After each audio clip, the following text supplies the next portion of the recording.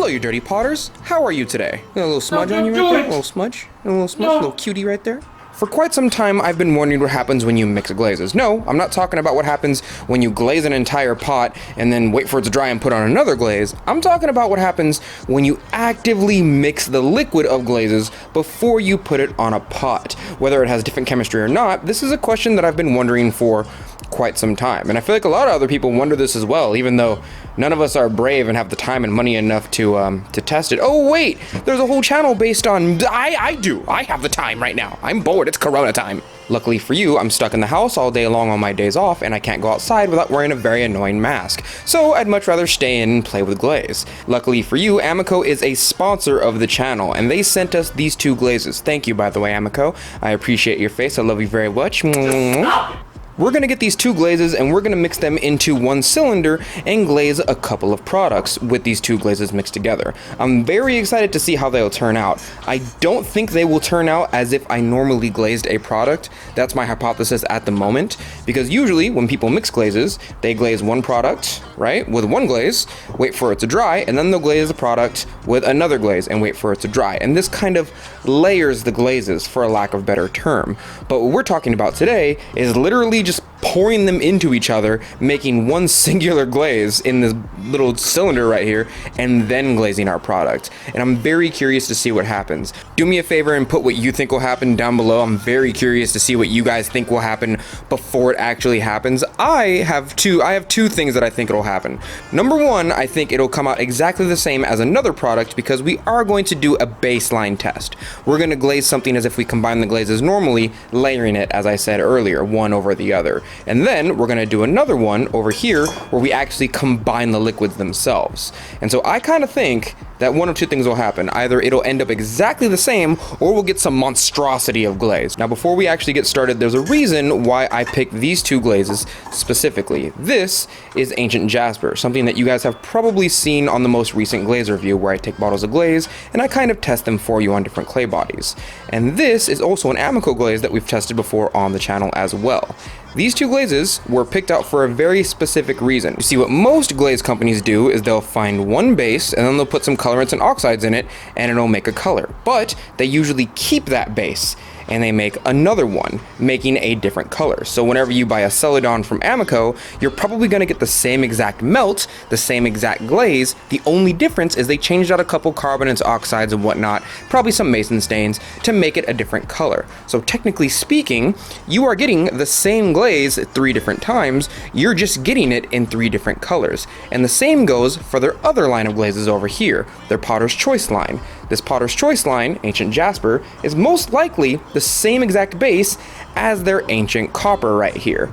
Right? The only difference is, of course, as I said before, they changed around a couple of colors. And I'm also willing to bet this is also kind of the same base. Their adventure time right here. The reason that I chose these two glazes to mix is because they're from completely separate lines, and I'm willing to bet, even though I don't work at the company or anything, that these are different bases. But I thought it would be super dumb of me to pick 2 of these Celadon glazes and mix them together, because at that point you're pretty much honestly just mixing the same glaze with different colors in them. So the reason that I picked these two glazes is because I'm willing to bet they're a completely different base with completely different oxides, carbonates, and colors and everything. I think their Potter's Choice line melts differently from their Celadon line. So that is the reason why we're mixing these two glazes today. Because if I mix 2 Celadons, I'm just gonna get more Celadon. I don't even remember which glazes I'm mixing now. It's these two. Amoco sent me so much glaze. I mean, thank you, Amoco. I love you. I love you so much. Let's do our control bowl first. Our control bowl will just be a bowl that I'm gonna glaze in one giant coat of maybe, let's say, cherry blossom first. And then I'm gonna wait for it to dry, and then I will glaze exactly the same way the Ancient Jasper. This one over here, however, will be the one that we mix the glaze in. And let's see if they come out the same.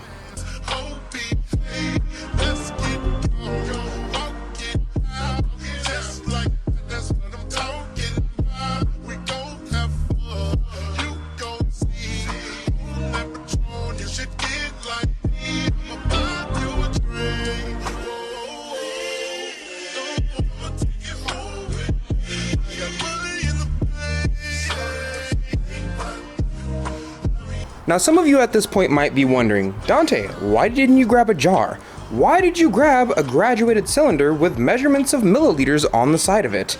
This is for one very specific reason. I can already see one of you nerds in the comments below being like, oh, what's the ratio? Oh my god, the ratio. You put 200 milliliters of ancient jasper and only 100 of cherry blossom. So what I did is I got a graduated cylinder so that we could put 100 milliliters of each glaze in there, just so there's no confusion down in the comments below. Yeah, that's right. I see you. I have your number. I can already see you. Take your sticky little fingers off the keyboard. Stop eating chicken before you type things.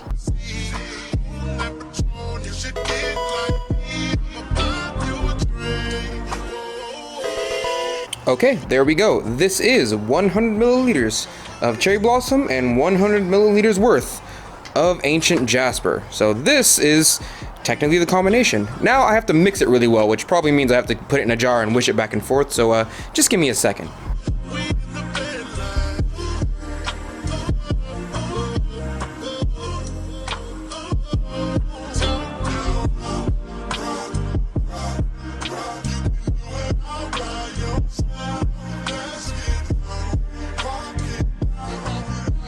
Okay, so these two look exactly the same, to the point where I'm gonna ask you to help me remember the one that's mixed is on the right, while the other one that is properly layered is on the left. So we're gonna put them in the kiln exactly like this. Like when I open the kiln, the one on the right is always gonna be the one that is a mixed glaze, while the one on the left is the proper one, okay? Remember it, remember it. But now I have to go and clean the bucket, and I tell you what, if this turns out to be like a fantastic glaze to the point where I can't recreate it because I'm out of glaze, I'm gonna blame this on you. Because I now have to throw away this glaze, considering that it's now contaminated, technically. Oh, that hurt me. That hurt me so bad to waste that amount of glaze just now, because it was contaminated. It's not like I can use that as a functional glaze, you know what I mean? There's no textile, there's nothing for it. And you know what? I would say that deserves a like down below. I just wasted glaze for your benefit, and also push like because you love me.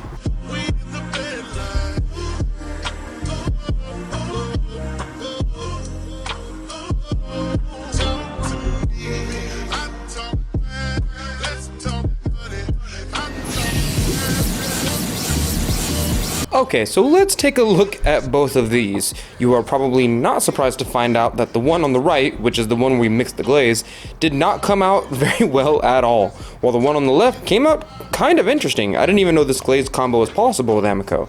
So let's take a more in-depth look at these two.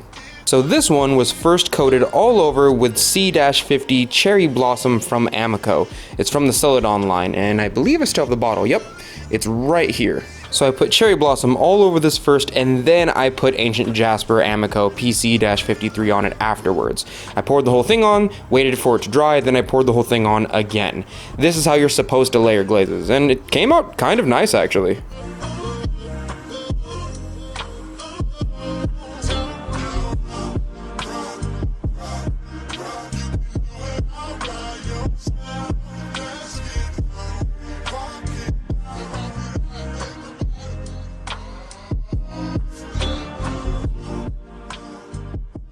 However, the same exact bowl, which was the brother to this bowl, with the same clay body and everything where we mixed Cherry Blossom and Ancient Jasper, did not come out so well. It pretty much came out this weird kind of blue, which makes sense to me chemically for Ancient Jasper, but not color-wise as far as Cherry Blossom and Ancient Jasper are mixed together. Let's take a closer look at this one just to see what really happened.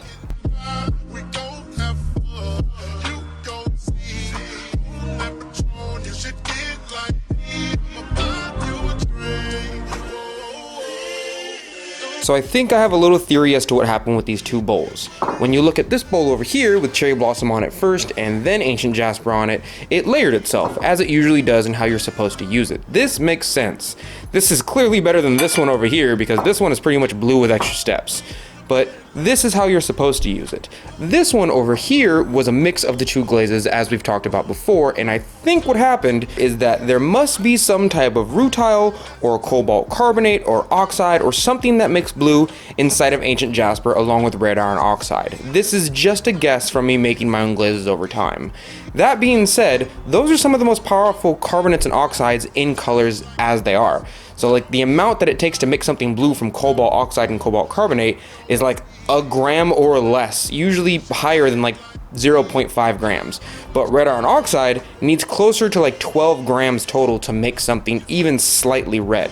I think what happened is when we mixed these two together, the colorants in this one over here just took over all the chemistry of both of the glazes mixed together and pretty much razored them down into their most powerful forms, which is pretty much blue and rutile. And please, somebody correct me in the comments below if I'm wrong, but I'm pretty sure rutile is like 80 to 90% titanium or titanium dioxide, and I think that is what's present in here, as well as cobalt. So this whole thing pretty much just turned blue, and you can clearly see a lot of the streaks of titanium right there, and the blue is on the rest of the thing. So I think that's what happens when you make glazes like this. I think the stronger of the two glazes will pretty much just take over and razor themselves down into probably the most powerful chemicals inside of whichever one you pour it in there. That's what I think happens. Of course, that's just a hypothesis. If any of you guys mix glazes out there like I did in this video and you have a different hypothesis, let me know down in the comments below. I would love to hear what you think, because this is the first time of me actually doing this, but I definitely got different results from the same glazes with a different application, albeit one of the applications Amoco would probably strictly say not to do this, but you know, fun is fun. Well, thank you, Dirty Potters, for joining me today. I know this wasn't really like a glaze review. It was really just more of an experiment to see what happens when you mix the liquid of two glazes instead of just layering them like suggested in most glaze things. So hopefully you guys found this somewhat educational. Hopefully for those of you who have wondered this question for quite some time, now you kind of have an answer, albeit only for 2 out of like 1,000 glazes in the world. If you'd like to see any of my artwork, the links are always down below. I have my website store/blog where you can buy and check out some of my work. I have my Facebook and Instagram to keep up with the channel and some of my work, and now we have our brand new podcast with Lindsay and Dylan down in the description below. That way you have something beautiful for your ears to listen to with the one a week video that I give you guys. But thank you guys for joining me today. Hopefully you guys have a fantastic week. Wear your mask, and I will see you, Dirty Potters, next week.